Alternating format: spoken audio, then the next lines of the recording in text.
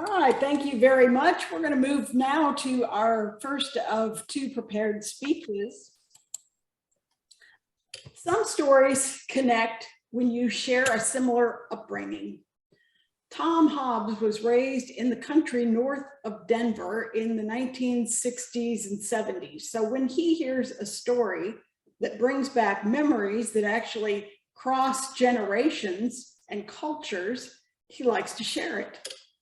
By his action, we hope you too will share a story from long ago. Here is the man in the hat, Tom Hobbs, with his presentation. Oh my gosh, again, I didn't get that on my screen. I won't go to no those women's stops. Thank you. I don't go to no woman's store. There you go. Tom Hobbs. Yes, as Mar Jane shared there, I was raised north of Denver, out in the country. We had none of these things that you all back east there, like trees. We have none of that. So we have a view we can see. No rain, no humidity. But we had a few cows, a few cowboys, and I had Uncle Russell. Uncle Russell could retell a tale in a way that, well, very few could. And so as I think at times in my younger years and how they've affected me today, I think of Uncle Russell quite often. And this is how he wrote down a poem that was actually done by Waddy Mitchell. And Waddy, well, he's inspired many of us. And so with Uncle Russell's bit of a chicken scratch on here, I may have to just a few words, but this is how Uncle Russell shared this story on an event. Well, I've never been much for shopping.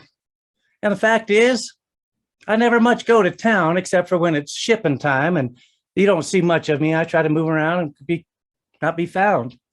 But the day came when I had to go into town. So I said bye to the kids and Mom.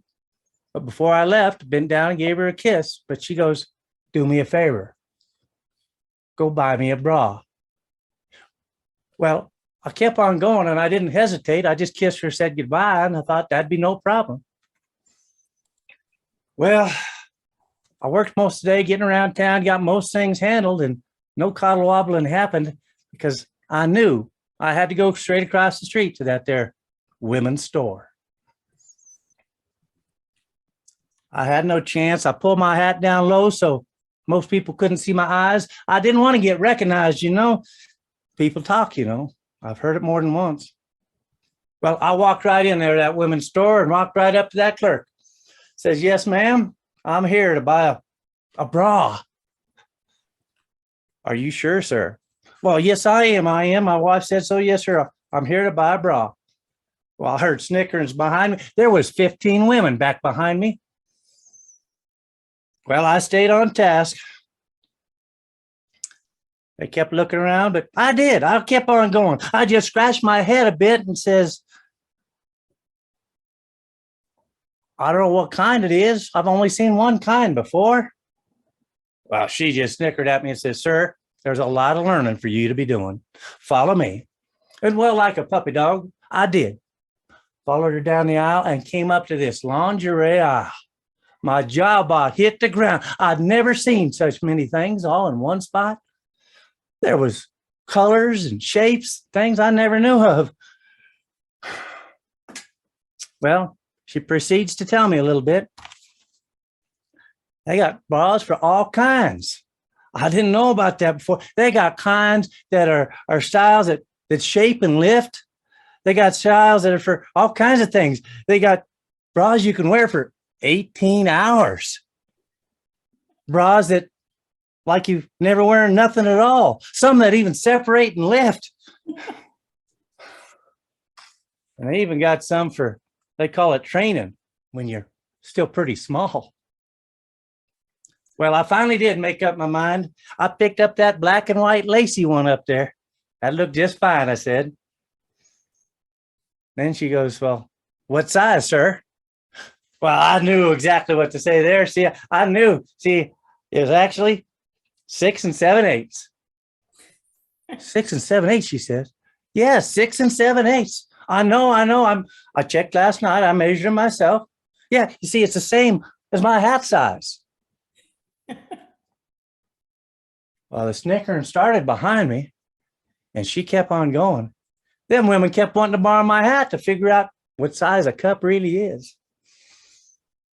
Well, I figured it was fair. I measure them just the same, but she said she'll figure it out and find a way to explain it.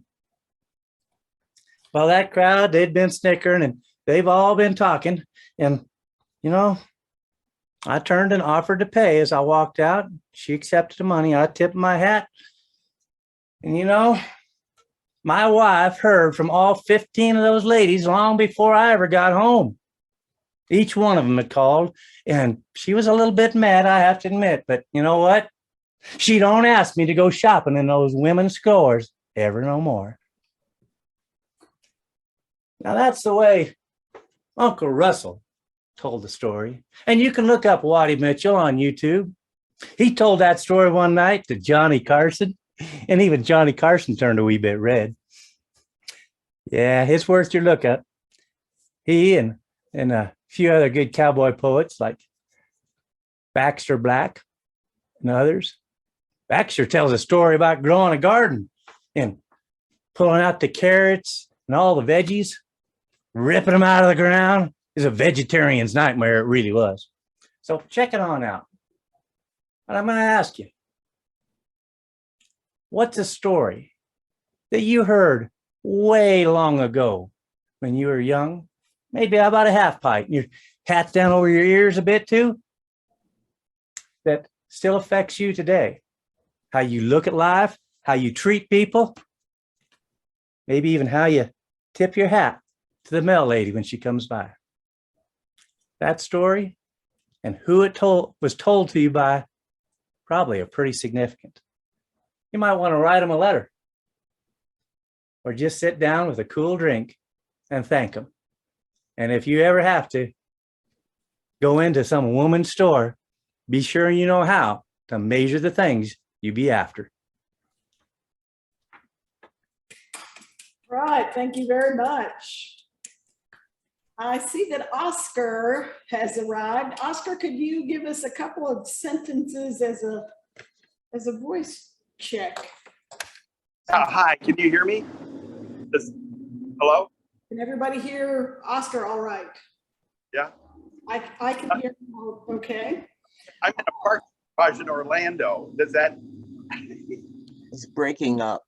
Yeah, it's a little spotty, but It sounds like you're in a car. I'm in a parking garage.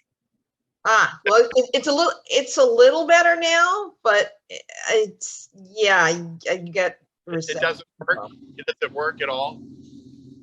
Could it be that we're in the parking garage and it's not a good signal? Yes. I can hear you fine.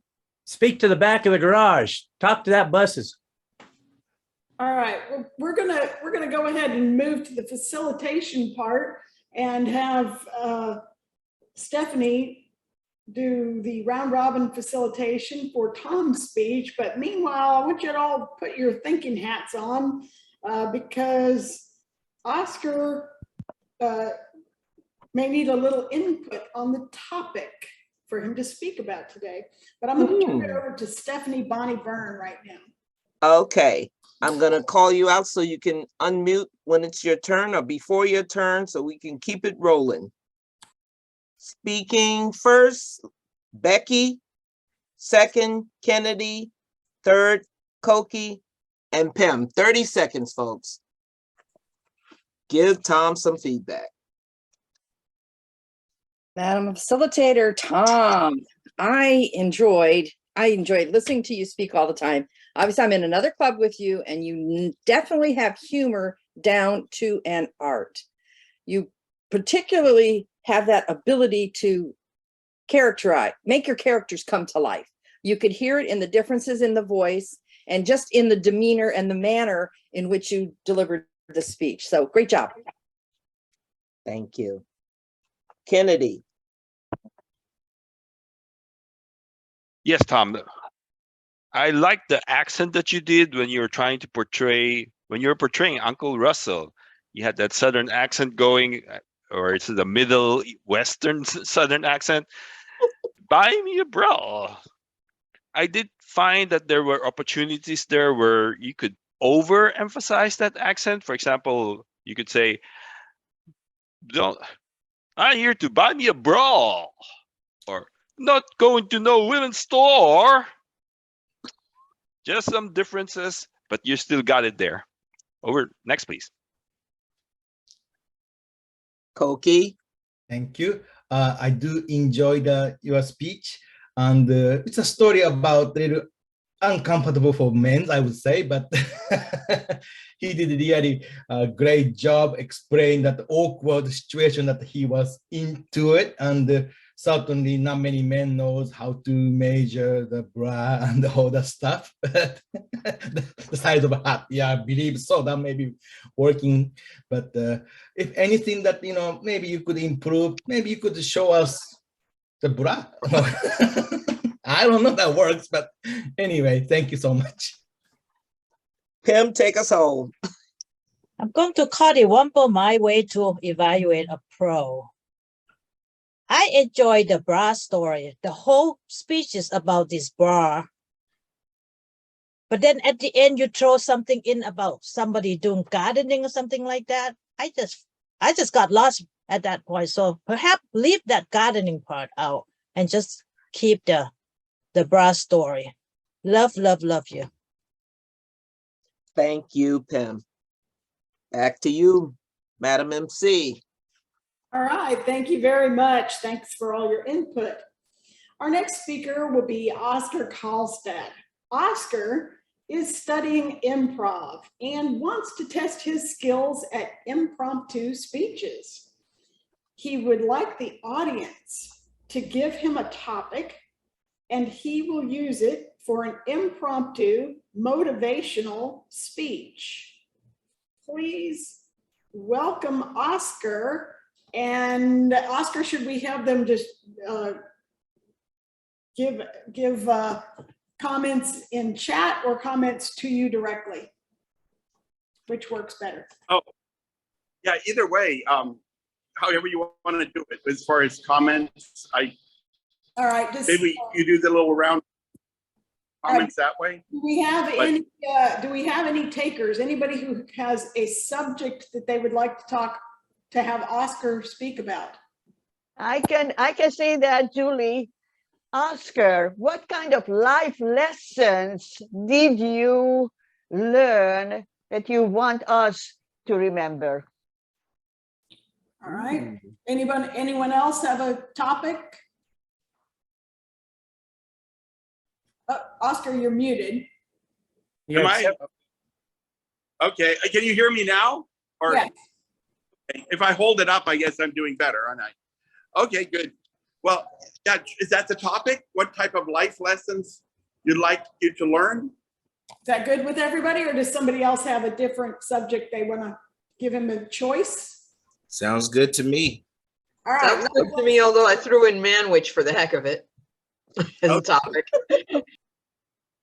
Why are giraffes so tall? That was Akeem's suggestion. I like William McCumbie's cottywampling around the world.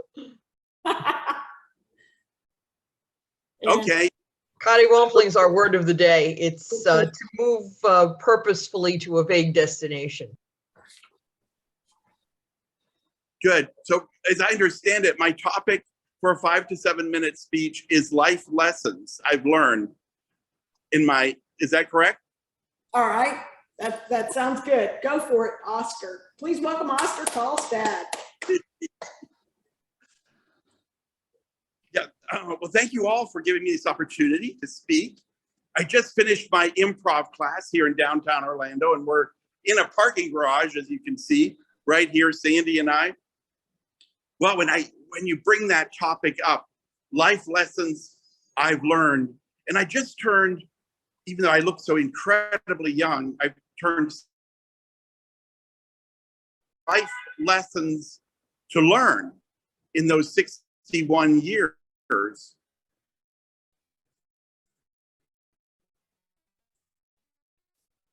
And, you know, there are many life lessons. Okay, we're breaking up, Oscar.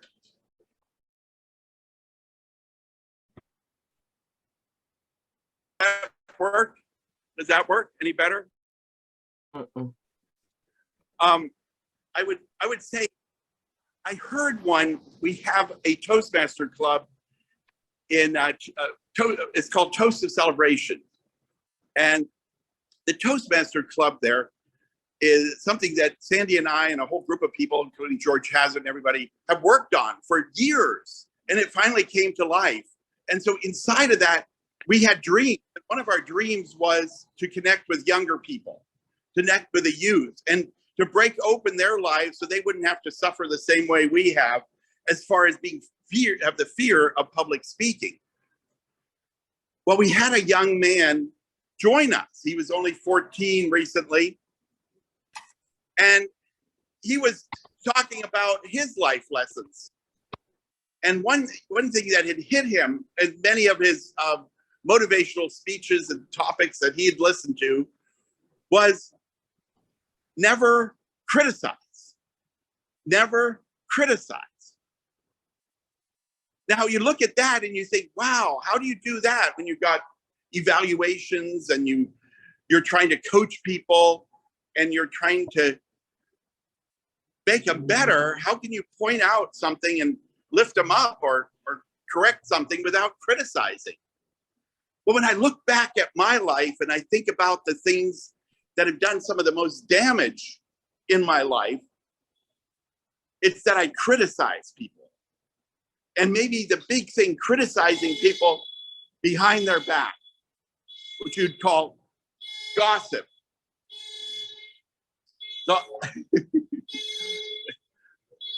So I get to move a little bit here, if that's bothering you. So when I looked at it, if I wanted to tell a story about criticizing, it would come from the experience I have working in an office environment, and then you think about it and how you criticize others or people criticize you, and how that could totally impact your relationship with them. And I thought about what this young man had told us there in Toast of Celebration, and how I've had 61 years and he's had 14 years out there. And I thought, wow, what a valuable lesson that is. Don't criticize, don't condemn, don't negate people. You look for what's the value in them, look for what's good, what makes them someone that you treasure. But think about when you criticize someone, and think about if they hear that behind their back, that they heard it, that you said it to them. And I had a friend in terms of gossip, and he was telling me that somebody had come up to, we lived in a cube village for very many years at Walt Disney World, and somebody came up to him and said, "What do you think of that new person? Isn't he kind of odd or strange?" And he said he kind of nodded his head, and it couldn't have been 5 minutes later, and that person came up to him and said, "Why do you think I'm odd or strange?" And he thought, wow, how quickly gossip travels, how quickly the negative travels, and how that totally impacted his relationship with that person. And I think back on my life, and I looked at living in the cube village that I did over at Disney World, and that there was a certain amount of gossip. And I think that any time that I criticized somebody, I said, oh, I don't like them, it always invariably ended up with that person, back at that person, and completely damaged that relationship. And then you think, well, why do you want to criticize? Does it really help people? Does criticizing them make them better? Does it make them anything? Is it going to change them? No, often it means they're going to dig deeper into who they are and how they are, and justify it and be more that way So I think about what I've done at Disney World, and I look at the times that my life was really good there. And I think about when I looked at those people and said, wow, what a difference they made in my life. And when I told that story, how that opened a door for the relationship to be improved, to be better, to be something that I treasured. And to illustrate that, I think about my friend Lourdes. And you know, when I first met her, we worked in this cube with 4 other workmates. We were all doing billing and collections. And my first impression was one of, well, I'm not sure what to think of her. She seems to have a good grasp on this job. And I noticed other people were criticizing her, but I let that go. And at the time, I thought about it.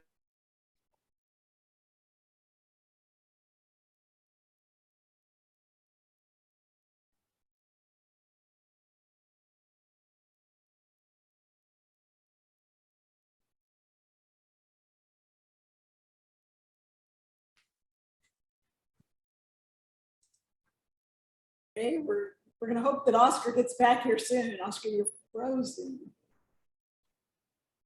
Hello?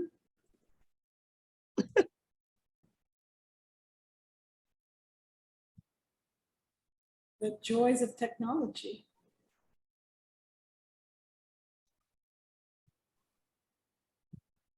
Oh, I think he's disappeared. Hope he didn't fall out of the garage. Well, let's Well, wait for Oscar to return. And meanwhile, I believe that Tom has a joke for us. Tom, you ready to give us a joke? Oh, well, here's Oscar back again, maybe. Oscar, are you there? Can you hear us? Can you see me still? Oh, there we go. I'm sorry. Well, just to sum it up real quick, I would say, rather than criticize, look for the good in someone, look for their value, and grow that relationship in that way. And I think of those young people that have learned that lesson early and how great their path will be to enjoy a life of harmony, happiness, and joy instead of criticizing. Think about that. Don't criticize. Look for the greatness in others and point to that, and those relationships will grow and develop. With that, I pass it back to you, Madam Toastmaster. All right, thank you very much, Oscar, and thank you for stepping in at the last minute with an impromptu speech where we gave you the topic. That was great. We're going to have a short facilitation. Let's do another 2.5 minutes of facilitation by Stephanie Bonnie Byrne. Okay, round 2. I'm gonna call out your name so you can unmute and be ready. Gloria, Lee Tran, Fred Bergeron, and the master evaluator, Susan Schultz. 30 seconds, guys. Oscar, that was a wonderful job under very challenging situations. The noise in the background, as well as just trying to set up the environment as a whole, but you persevered. You were able to get the message across, which was very important, and I really appreciated your speech. Thank you. Lee Tran? Oscar, that was a wonderful speech despite all the technical difficulty, and it is really hard to get the whole story when you're missing and frozen and whatnot, but I applaud you for charging ahead. I love the topic, and I think, you know, it probably would be able to get a little more improvement if you can stay away from the gossip and the criticize, and how do we do constructive suggestion without being just whitewashing and always lifting people. Just something that to think about. Thank you. Thank you, Lee Tran. Fred Bergeron, you're up next. Thank you, Oscar. Whether you realize this or not, with the technical difficulties you were having at those precise times is really when things started to get good. So you kept us really in suspense. And that's something maybe you could have played off of. Doing that is those little glitches in there, because I'm serious, the more you spoke and then the more glitches you had, it seemed like the juicier things were getting. And that's really all I've got for you. Susan Schultz, put a bow on it. Thank you. I want to thank Lee Tran for demonstrating some of the evaluation techniques there. Oscar, what I saw was a very happy, confident individual trying to do something in a very uncomfortable situation. The phone, the camera, the setting was a bit awkward for you, but you persevered. And what I heard from you was great vocal variety. You really went on with your story, and you had some opportunities there for gifts, for a little bit of humor somewhere, just to toss something in about critiques being criticism, but maybe you could find a positive spin on it somehow and add in a little humor. But great job. You persevered. Congratulations. Thank you, team. Back to you, Madam MC. All right, thank